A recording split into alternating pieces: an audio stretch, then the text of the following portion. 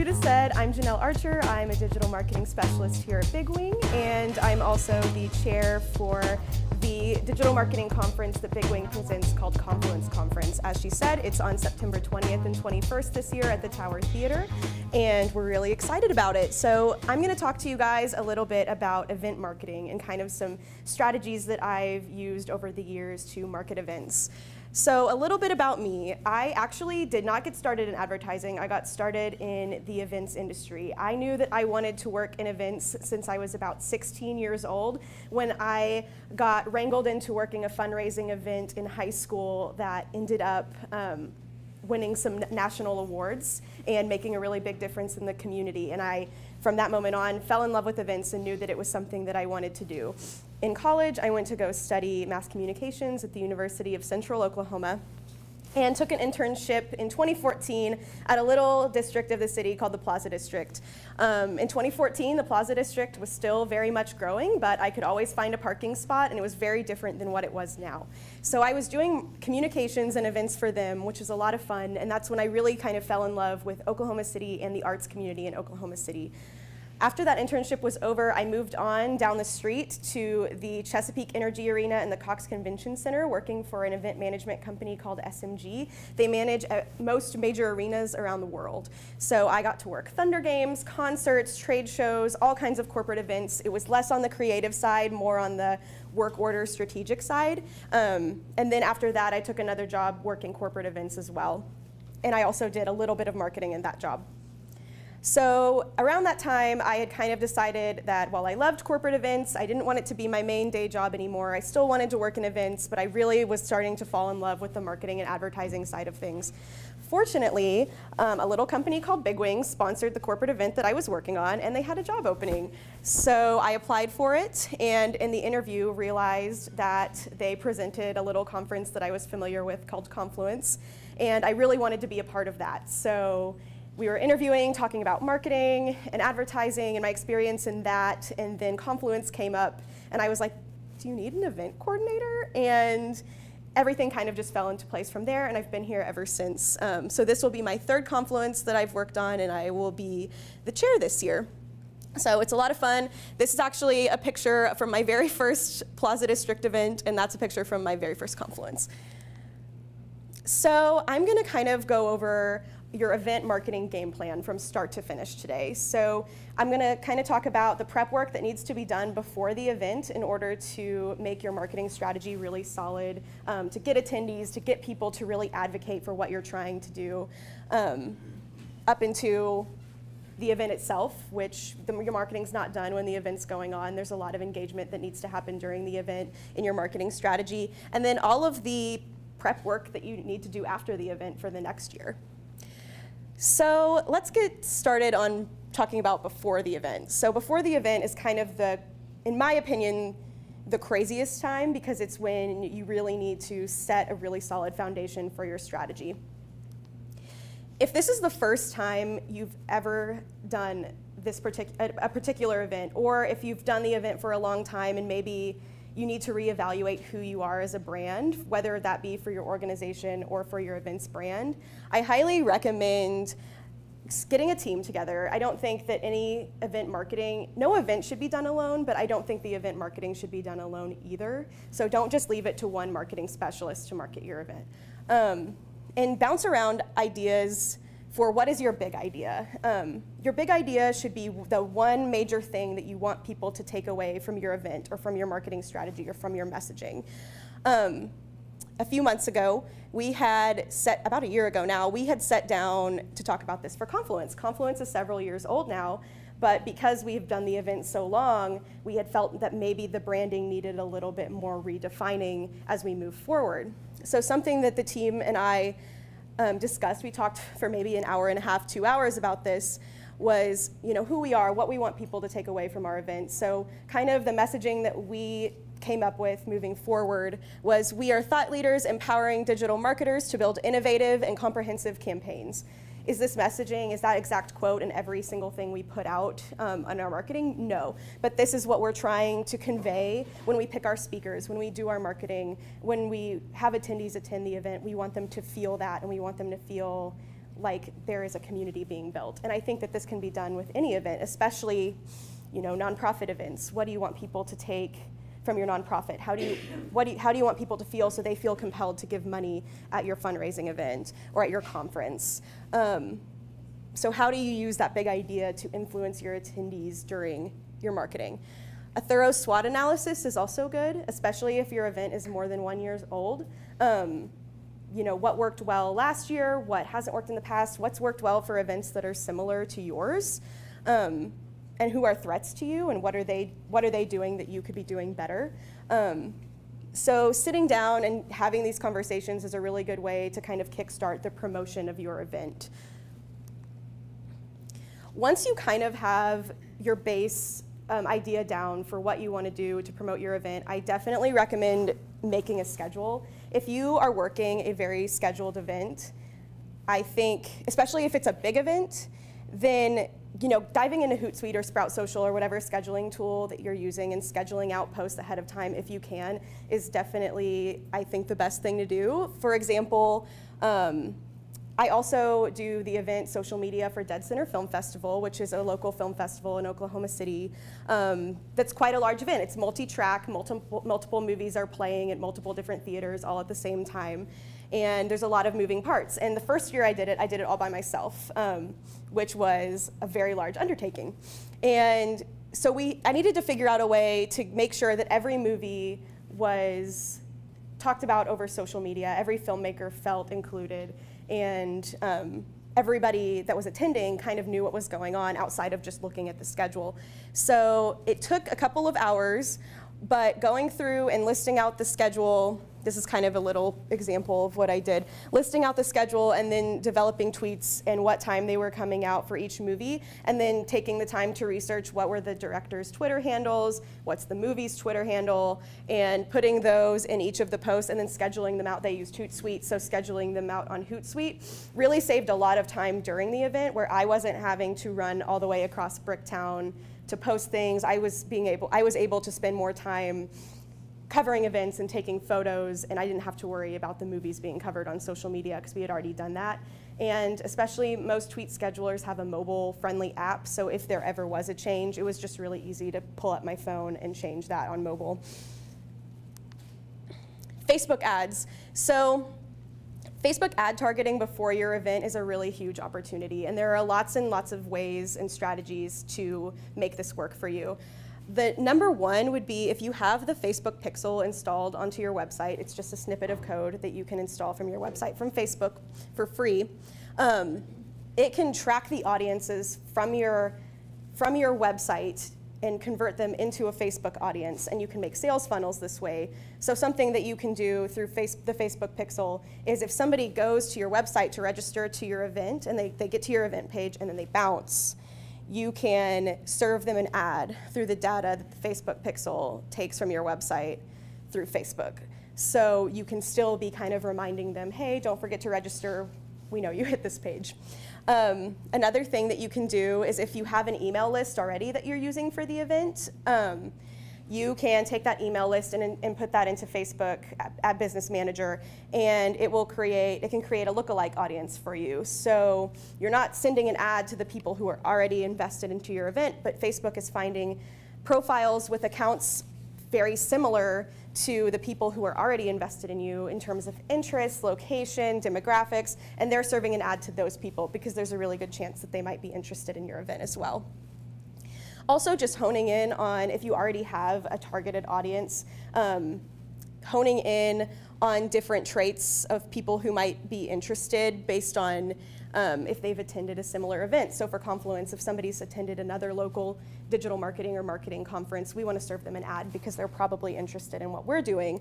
Or if they're engaging with a sponsor, if somebody likes, Oklahoma T-Shirt Company is one of our sponsors, so if somebody likes Oklahoma Shirt Company's page, then we can serve them an ad saying, hey, or any of our sponsors, hey, we know you like this sponsor, they're going to be at this conference.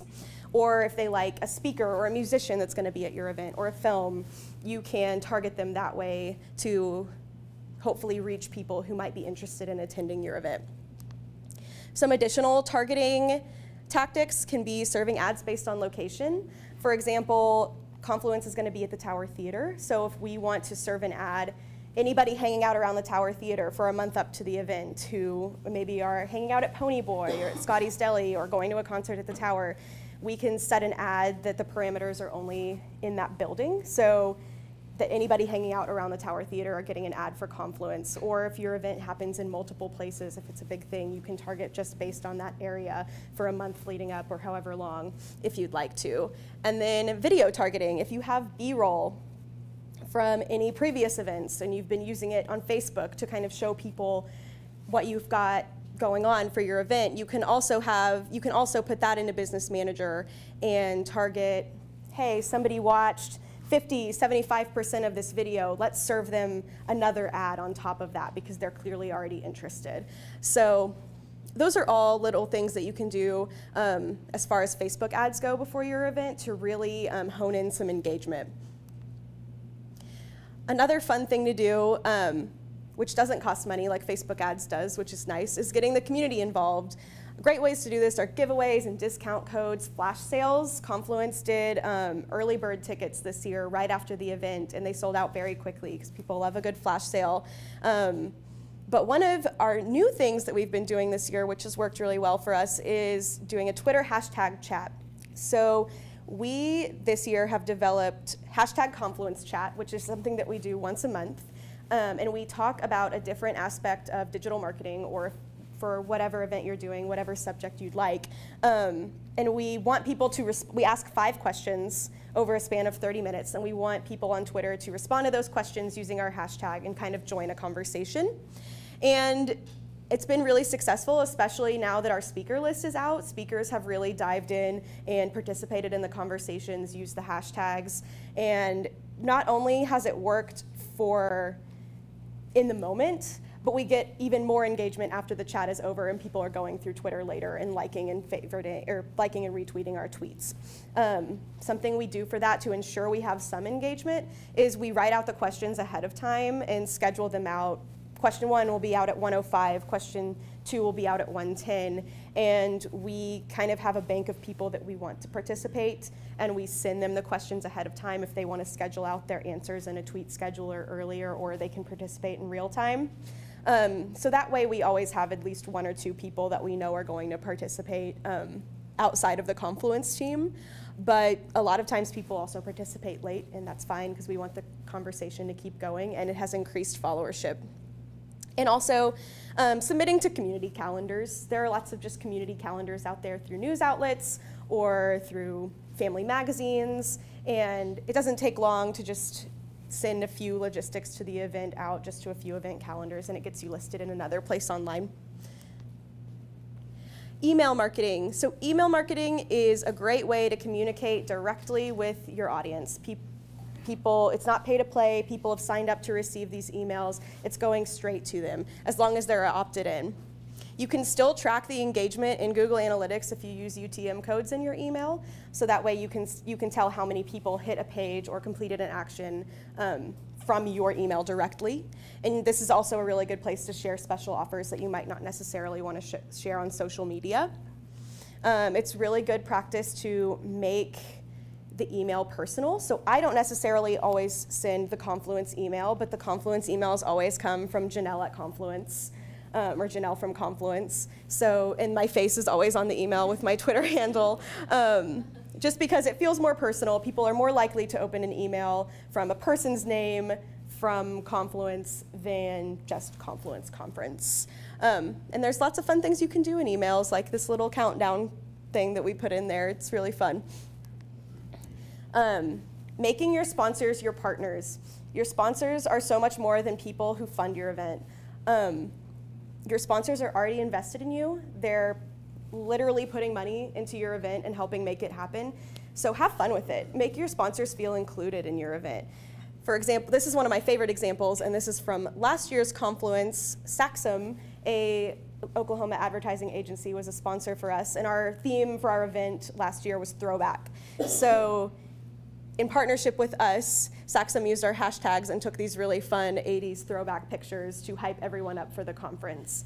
So it's kind of a fun way to get more people involved besides just your organization. It's great promotion for your event, and it's just really fun, really shareable content, and it gets a lot of engagement.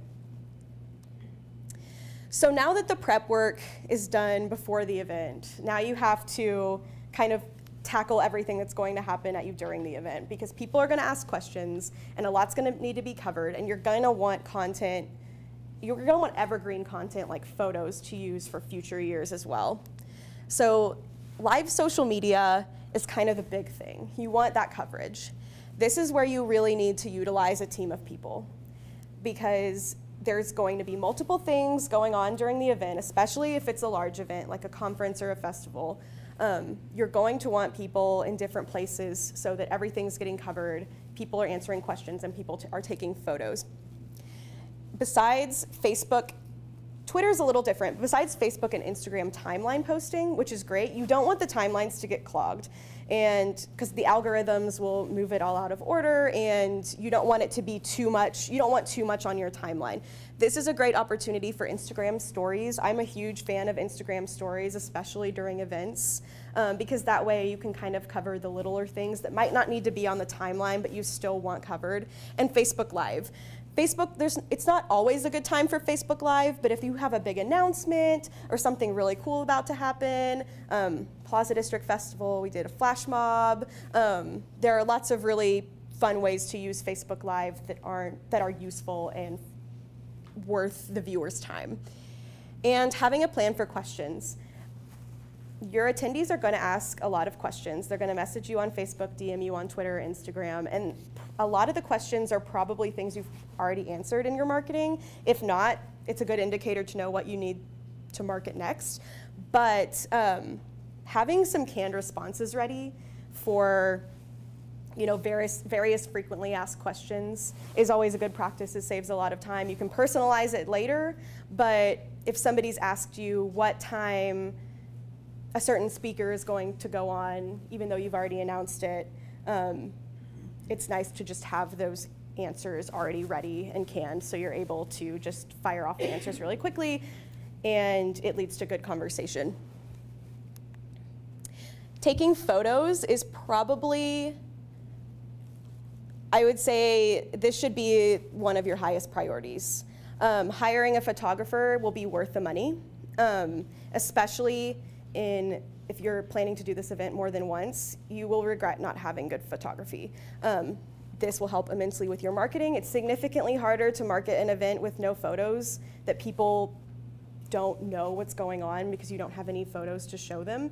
So having good quality photos, I think, is extremely important. But having team members take photos on their phones and including them in a shared document to use is also really helpful. So if you're at this big event and people are everywhere and someone has time to take photos, but you have another person that has time to design a photo and a post, but you're in different places, sharing them in a Google Doc or a Dropbox or a private Facebook group is a really good way to kind of share some teamwork and collaborate on the photo taking and post making.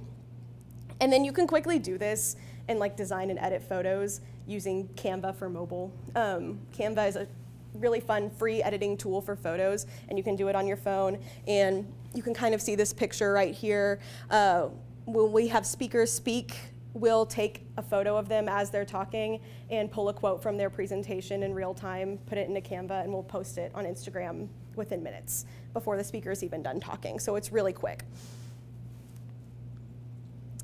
And then you can also run social ads during your event. So the majority of your social ads should probably be done before your event, but there's still a time for social ads during your event to really remind people of a specific call to action. For example, if you're doing a charity event or a fundraising event for a nonprofit and there's a lot of live tweeting or posting going on from your audience, this is a really good opportunity to run an ad maybe on Twitter or on Facebook just for your location, just a location-based ad, so just for whatever location that you're in, to remind people, hey, we're so glad you're enjoying the event. Don't forget to donate, and provide a link to the donation page. Or, for example, we had a sponsor last year at Confluence that said, hey, Confluence Con, I hope you're enjoying the conference. We know you love digital marketing. We also love digital marketing and we're looking to hire people, apply today. So it was kind of a great way to remind attendees already there to complete an action while they're already on their phones. And so once the event is over, everything can kind of calm down, but there are still a few things that need to be done after the event to make sure that every bow is tied and that for the next year you can be ready to go again. The first and most important thing is to say thank you. Say thank you to your sponsors, say thank you to your team, say thank you to anybody that helped make the event happen. Do this in email, do this on social media, tag their accounts, let people retweet it. Just make sure that everybody knows that sponsors feel included. This is a great way to make sponsors want to do it again next year, but also make other people want to sponsor because they see how well that you treat your sponsors. And compiling your photos, especially if you hired a photographer, making sure that all of your photos are compiled in one place, like a Dropbox, organized by folder of different aspects of the event, so crowd shots, speaker shots, food, or whatever. That way, for the next year, when you start marketing your event again, you know where everything is, it's all organized, and you have a whole bank of photos to choose from. And then lastly, going over what worked and what didn't. Not everything is going to work all the time, and some things are going to work really, really well that you didn't expect, and some things that you expected to work really, really well maybe didn't work as well this time. So as soon as the event's over, at least a week after, sit down with your team and really discuss what should be changed and what should be kept the same and how things should be tweaked while it's fresh on your mind so that you can just improve your marketing strategy for the event in the future. So that's kind of my little rundown of marketing tactics for events, from before to during to after. There's lots of things that need to be done. But it's all really fun, and it's a great way to get the community involved in what you're doing and to get them excited and to really get them on board with what you're trying to do with your event. So do you have any questions? Yes? So whenever you're planning the event and you're looking for sponsors and donors, what is a good way to approach people that say, like, you know of, or like, so like for my company, we do woodworking. Mm-hmm. So reaching out to like a sales rep, but what would be a good way to approach it where it's not, so it doesn't just sound like, hey, we want your money? Yeah, personally, I love reaching out to sponsors. It's a really fun thing for me. What I like to do is, you know, if you go up to a potential sponsor and say, I want your money, they're not going to feel compelled to do that. So I think you really need to take time to outline the benefit for the sponsor. So what we've done with Confluence is we have an ask sheet with not only stats of like who attends our event, and like we have 300 attendees, and we have this many people subscribe to our email list, and we have this many people subscribe to our Twitter, and these are the kind of speakers that we have. And then these are the benefits that we can give you. So we have this many Twitter followers, and your logo is going to go out. We're going to tweet about you this many times, or your logo is going to go out in an email once a month to this many subscribers. So I really try to lay out the benefit for the sponsor before anything else. The sponsor is going to be of great benefit to you as an event, but if the sponsor doesn't feel like they're going to get something out of it, they're not going to feel like it's worth the spend for them. So I think putting the sponsor first and really making sure that you can ensure them that they're going to be well taken care of is a really good way to get people on your side. But no problem. Anybody else? Yes? Do you ever have issues that arise during the event or before the event, and you have a team that's prepared to take care of them, or how does that go about? What issues are you referring to? Like anything unexpected, like your food's not delivered correctly, or you have people that are saying negative things. Yeah, so I'll use Dead Center as an example. It's a large event and there are a lot of moving parts, so sometimes, for example, we'll have a movie scheduled for a certain time, Okie shorts, they're always the most popular, and it gets full, but they want to have more people come, so they move to a bigger theater, so the timing gets delayed. So it's mostly mostly just being as transparent as possible on social media about, like, you know, this thing's changed, this is what it's going to be, and just answering questions, because people will ask those questions, and just kind of making sure you've done your due diligence to get that information out there on social media.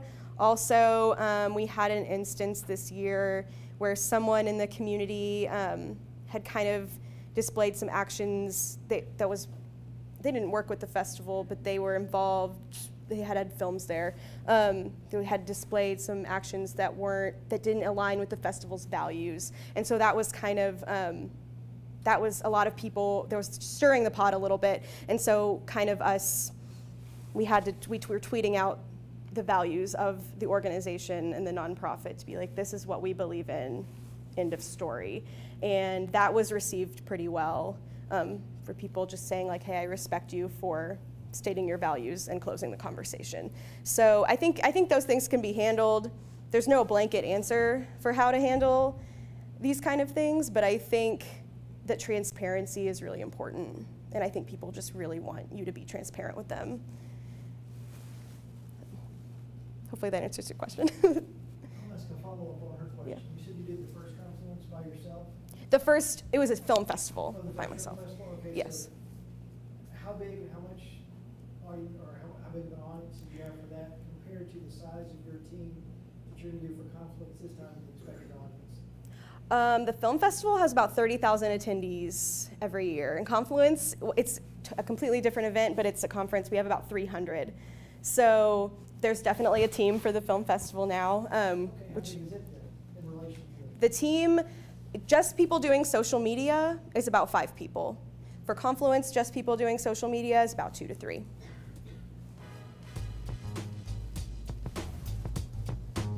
Any more questions? All right, thank you guys, and feel free to reach out to me. Follow me on Twitter at Janelle OKC. Confluenceconference.org is the Confluence website if you want to register for a ticket. We've worked really hard on it. I really hope to see you guys there. It's a lot of fun, and you can follow us on @ConfluenceCon. So thank you so much, everybody.